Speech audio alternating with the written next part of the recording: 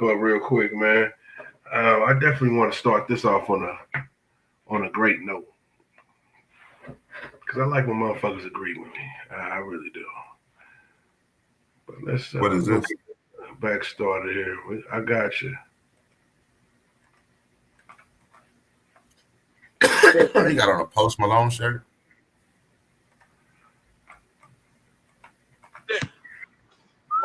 Scarface is not as lyrically skilled as Beanie Siegel and Jay-Z. Right. But Scarface was the first person from the South or any other coast I heard on record beat Jay-Z and Beanie Siegel on a song, on a verse. Ooh. And that was on This Can't Be Life. Yeah. This Can't Be Us. Yeah. And Beans and Jay went crazy. This fucking song is insane, my nigga, right? But when you get the Scarface verse, he doesn't rhyme as many syllables and words as they did. Right. But he literally told a story about he was in the studio and got a call that somebody that he's close to, son, got murdered. And he spoke about the feelings he went through. And he was rhyming very simple. Right. But he killed them because of the pain and the passion and the storytelling in the moment of like Beanie Siegel saying that shit really happened. He really got a phone call, went out the room, came back and laid that verse. Scarface. That was dope.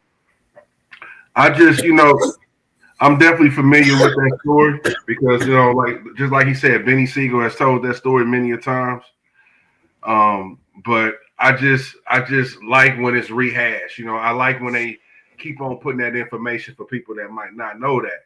And it just goes to show, man, how Scarface is so important to hip hop, not just Southern hip hop, but it's fucked up he had to do that, but he validated Southern hip hop to East Coast niggas. You know what I'm saying? When a motherfucker be like, oh, nigga, down south niggas can't rap. When you mention Scarface name, a lot of motherfuckers got to shut up. You know what I'm saying? So he was one of those guys that further validated that, quote my brother, Andre 3 Stacks, the South got something to say.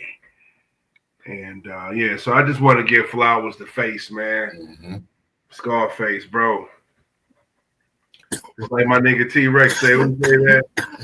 That shit, that real shit ain't gonna equal up to this shit here, whatever the fuck. You know what I'm saying? And that's what Scarface proved, man. Because he ain't lying. Jay-Z killed that song.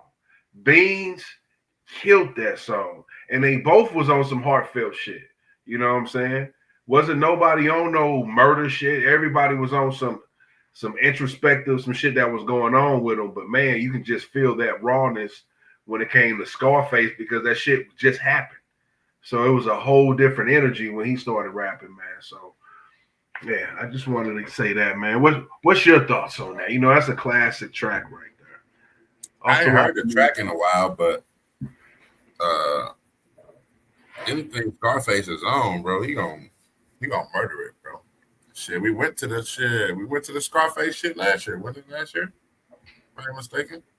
Last April. So dude didn't he didn't earn his stripes as a rap legend or a lyricist or a Southern legend, however you want to look at it.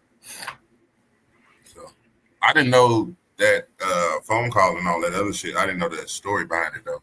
So now it makes you listen a little differently because you're like, oh shit, did he get it right here? You know what I'm saying? Or it's just the point where, you know what I'm saying?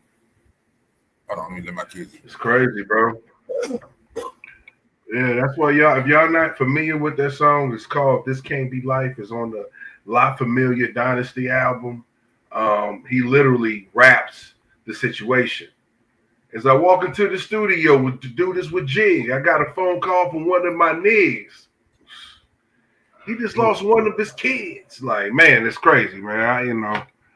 I haven't heard the song in a while either, but it's definitely one of them. It's definitely a top 50 hip hop song. I don't know.